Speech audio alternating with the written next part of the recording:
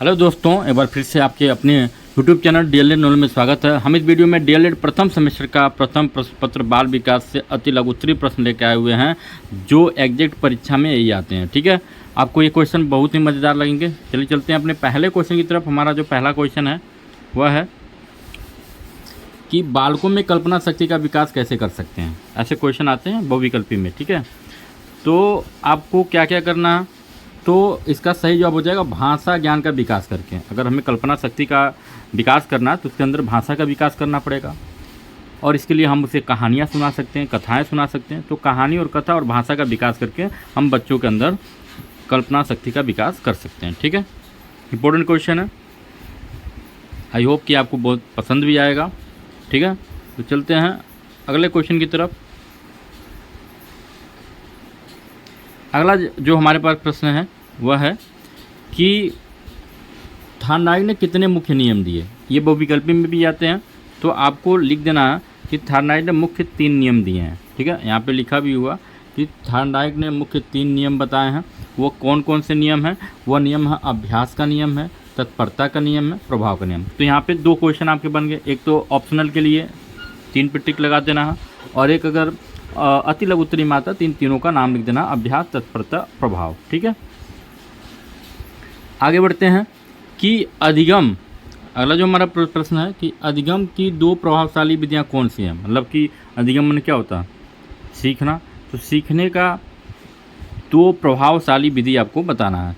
कौन ऐसी विधि है जिसके द्वारा आप सीख सकते हैं? तो करके सीखना सबसे प्रभावशाली क्या होता है? कर करके जब आप सीखेंगे तो चीज़ें आपको अच्छे से और सूटेबल तरीके से होती हैं।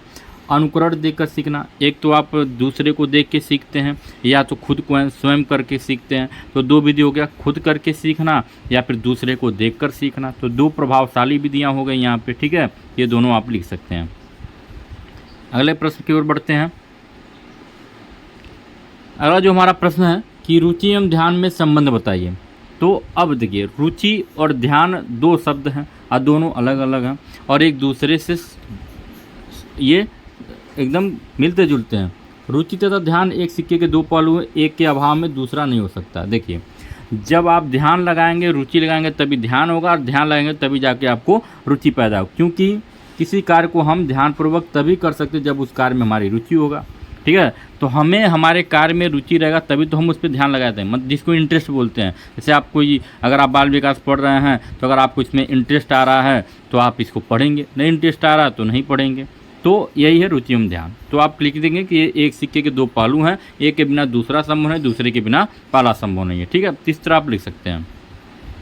आगे बढ़ते हैं कि व्यक्तिगत। अगला जो हमारा प्रश्न है, व्यक्तिगत मापन की प्रमुख विधियां कौन सी हैं। तो जो व्यक्ति को मापन की प्रमुख विधियां कौन सी हैं? इसमें 3 विधि दी हुई है। एक है वस्तुनिष्ठ विधि, आत्मनिष्ठ विधि और प्रक्षेपण विधि। ये 3 विधियों द्वारा हम व्यक्तित्व का मापन कर सकते हैं। अगला जो हमारे पास प्रश्न है वह है कि स्मरण क्या है। स्मरण, स्मृति या फिर स्मरण। तो याद रखना, कहते हैं आपको स्मरण है मतलब याद है।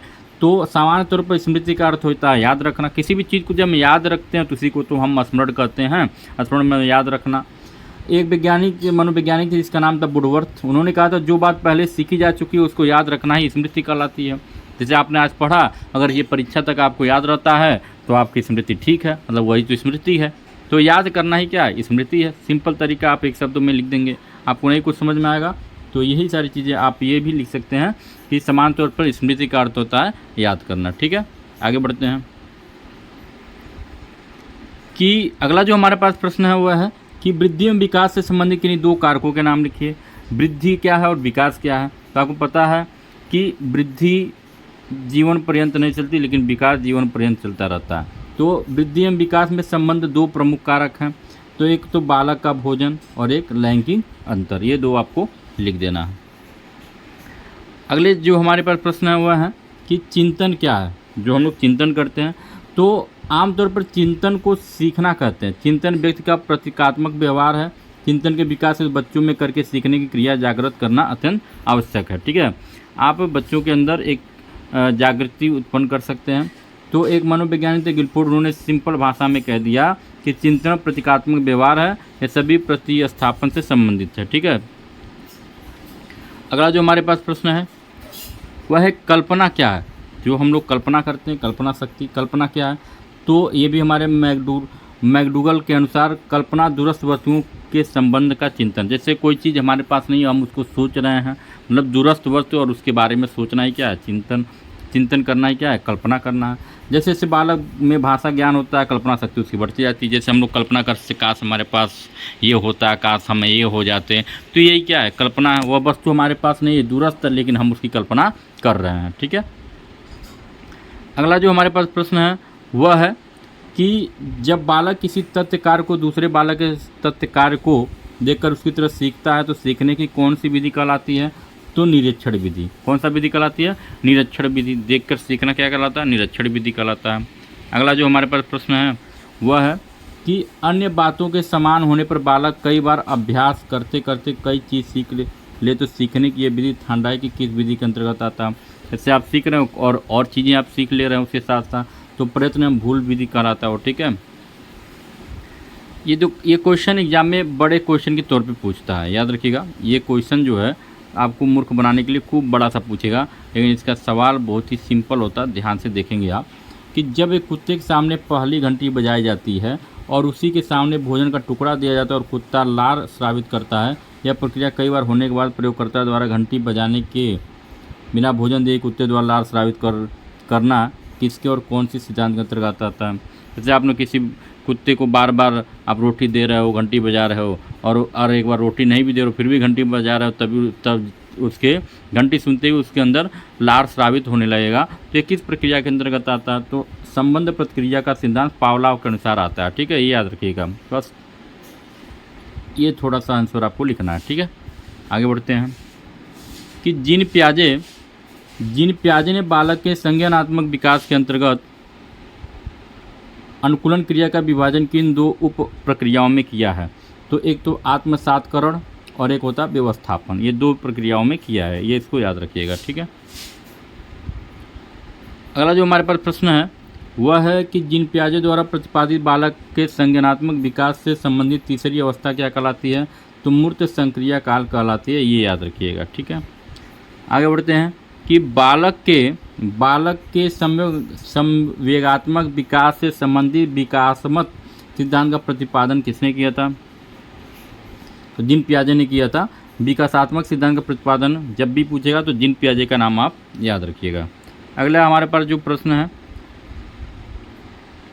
वह प्रश्न ये है कि गिलफोर्ड ने बुद्धि के त्रिआयाम सिद्धांत के अंतर्गत किन तीन विधाओं में मानसिक योग्यता को वर्गीकृत किया है?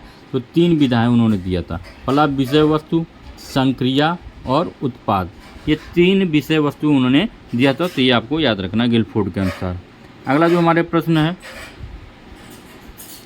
वह है कि युग ने सामाजिक अंतरक्रिया के आधार पर व्यक्तित्व को किन किन भागों में वर्गीकृत किया है? तो युग ने सामाजिक अनुक्रिया के आधार पर व्यक्ति को तीन भागों में वर्गीकृत किया है।